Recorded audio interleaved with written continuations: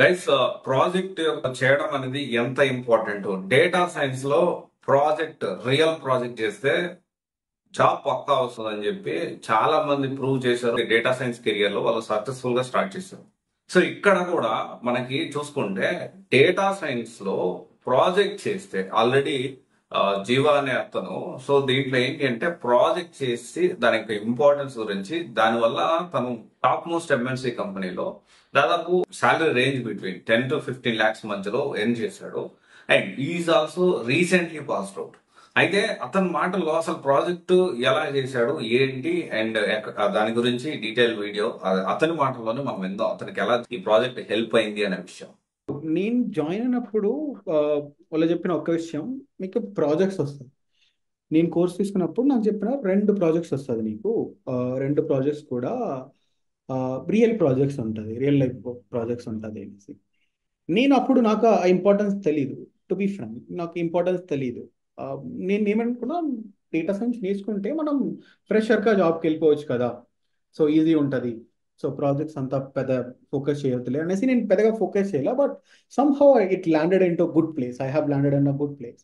ఎందుకంటే నాకు course close అయ్యేటప్పుడు నాకు ఒక విషయం అర్థమవుతా వస్తుంది. కంపెనీస్ వచ్చేసి ఎక్స్పీరియన్స్ పీపుల్ని ఎక్కువగా ప్రిఫర్ చేస్తున్నారు. అట్లీస్ట్ డేటా సైన్స్ రియల్ వరల్డ్లో ప్రాజెక్ట్ చేసిన వాళ్ళని ప్రిఫర్ చేస్తున్నారు అనేసి. అప్పుడు నాకు దీని ఒక ఇంపార్టెన్స్ అర్థమైంది. సో నాకు అప్పుడు ఒక సాటిస్ఫాక్షన్ కూడా, ఓకే మనం we have invested in a correct place. Because నాకు లైవ్ ప్రాజెక్ట్స్ వస్తుంది, 2 లైవ్ ప్రాజెక్ట్స్ వస్తాయని చెప్పారు. సో నేను కోర్స్ అయిన వెంటనే కొన్ని అసైన్మెంట్స్ ఉంటుంది, అవంతా కంప్లీట్ చేయాల్సి ఉంటుంది. అసైన్మెంట్స్ అంతా కంప్లీట్ చేసినాక ఐ గాట్ అ ప్రాజెక్ట్. నేను ప్రాజెక్ట్కి రిజిస్టర్ చేసిన, I got a project which is on the like machine failure related project. Okay. Okay, so ఆ ప్రాజెక్ట్స్ నాకు వచ్చింది. సో ఎట్లా అంటే మనం బేసిక్ టు అడ్వాన్స్డ్ అంటాం కదా, ఎండ్ టు ఎండ్ ప్రాజెక్ట్స్ అంటాం కదా, ఆ end to end projects experience అనేది వచ్చింది. అంటే నేను చెప్పిన కదా ఇనిషియల్గా డే టు డే లైఫ్లో ఏం చేస్తూ ఉంటారు డేటా సైంటిస్ట్ అనేది, అదే ఎగ్జాక్ట్లీ మేము అప్లై చేసినాం అక్కడ. ఎందుకంటే అక్కడ ఒక మెంటర్ ఉంటారు. ఆయన టాస్క్ ఏమంటే ఆయన చెప్తాడు, చేపించడు, చెప్తాడు ఏం చేయాలనేసి. ఇప్పుడు ఫర్ ఎగ్జాంపుల్ మీరు రీసెర్చ్ చేయండి అంటారు, నేను పోయి రీసెర్చ్ చేయాల్సి ఉంటుంది. రీసెర్చ్ చేసింది కరెక్టా తప్ప అని చెప్తారు, ఓకే. లేదంటే మళ్ళీ పోయి రీసెర్చ్ చేయాల్సి ఉంటుంది. సో నేను చెప్పాను కదా, research is more important. So ఎంత రీసెర్చ్ ఎక్కువగా చేస్తామో అంత ఈజీగా అయిపోతుంది జాబ్. సొల్యూషన్ మనం ఇచ్చే సొల్యూషన్ ఈజీ అయిపోతుంది. మరి నెక్స్ట్ డేటా కలెక్ట్ చేయించాలి. ఓకే. సో డేటా మనమే ఓన్గా క్రియేట్ చేయాలని చెప్పారు. ఓకే. ఎందుకంటే so they might have data, they might got the data from the client. That is not the matter here. Like data ఉంది, నేను డేటా ఇచ్చేస్తాను వర్క్ చేయండి అనే దానికన్నా మిమ్మల్ని మీరే డేటా కలెక్ట్ చేయని చెప్పారు.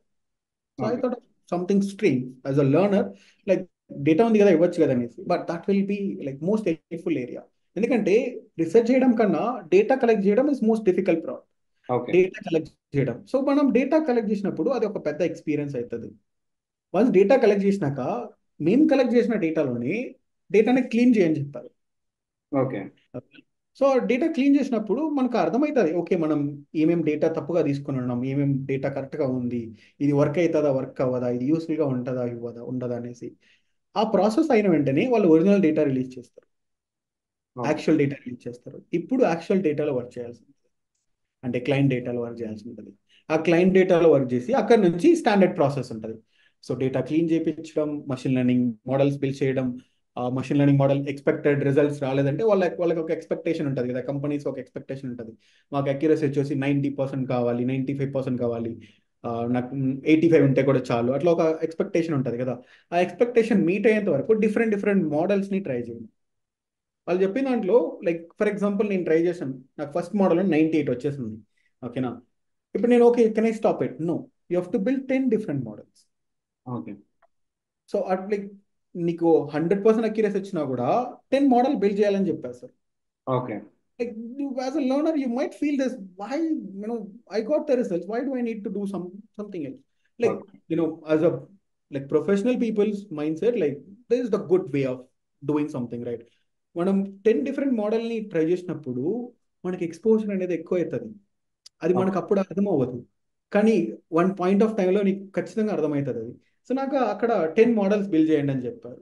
మేబీ అప్పుడు నాకు కొంచెం డిఫికల్ట్ ఉంటుంది, ఎందుకంటే నేను స్టూడెంట్ కదా. నేను స్టూడెంట్ వర్క్ చేయకపోయింటే ఎక్కువ అంటే ఏం రాయది అనేది అనిపిస్తుంది. కానీ బిల్డ్ చేసినప్పుడు ఒక సాటిస్ఫాక్షన్ వస్తుంది, ఓకే ఇన్ని మోడల్లో మనకి ఎక్స్పోజర్ వచ్చింది కదా అనేసి. దాంట్లో ఒక బెస్ట్ మోడల్ తీసుకొని డిప్లాయ్మెంట్ చేయమన్నారు. దాంట్లో ఒక బెస్ట్ మోడల్ ఏం మోడల్ వస్తుందో ఆ మోడల్ తీసుకొని డిప్లాయ్ చేయమంటారు. సో డిప్లాయ్ చేసినాక ఆ లింక్ను వచ్చేసి లింక్డ్ఇన్లో అక్కడంతా పోస్ట్ చేయమన్నారు. మాకు ఎక్స్పోజర్ వస్తుంది కాబట్టి. సో వన్స్ అది అయినాక వైవా ఉంటుంది. సో వైవా తీసుకెళ్తారు. వైవా నేనున్నప్పుడు మా సీఓనే వైవా తీసుకున్నారు మాకు. సో సీఓ ఎట్లా తీసుకుంటారంటే లైక్ ఇండస్ట్రీ లెవెల్ క్వశ్చన్స్ ఉంటుంది. వైవా అనేది ఆ ప్రాజెక్ట్స్లో ఏమేమి like model mock interview. Mock interview లాగా. సో మాక్ ఇంటర్వ్యూ లాగా ఆ మోడల్ గురించి క్వశ్చన్స్ అనేది అడుగుతారు. చాలా డిఫికల్ట్ ఉంటుంది. I will be open with this. చాలా డిఫికల్ట్ ఉంటుంది ఎందుకంటే that will going to helpful. నేను ఒక ప్రాజెక్ట్ చేసిన నాకు వైవా ఈజీగా క్లియర్ చేయించి సర్టిఫికేట్ ఇచ్చేయండి అంటే what is the use of it? చాలా డిఫికల్ట్ ఉంటుంది క్వశ్చన్స్. మనం అది క్లియర్ చేసినప్పుడు కాన్ఫిడెంట్ వస్తుంది కదా. That is the most important one I believe. Okay, అట్లా జరిగింది. సో అట్లా ప్రాజెక్ట్స్ కంప్లీట్ అయింది. నాకు ఒక ఇంటర్న్షిప్ ఆపర్చునిటీ కూడా వచ్చింది ఎనోడెటిక్స్లో. అక్కడ నుంచి కెరీర్ అనేది స్టార్ట్ అయింది డేటా సైన్స్.